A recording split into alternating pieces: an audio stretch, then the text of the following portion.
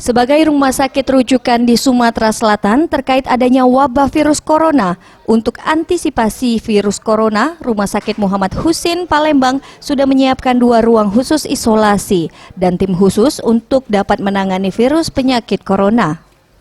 2 ruangan tersebut dengan masing-masing 1 bed dan peralatan medik yang lengkap.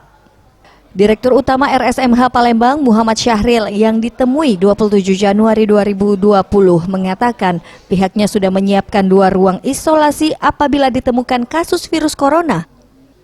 Bahkan RSMH menyiapkan 30 petugas dalam 1 tim dengan keahlian yang berbeda, mulai dari dokter, perawat, laboratorium hingga ronsen.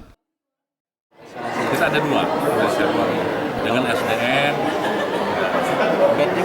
ya 2 bed. Ada petugas juga sudah disiapkan, Pak, ya? Oh iya.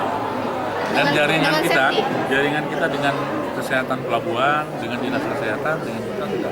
Jadi begitu terdeteksi di KKP bandara langsung rujuk. Tim Liputan Sriwijaya TV.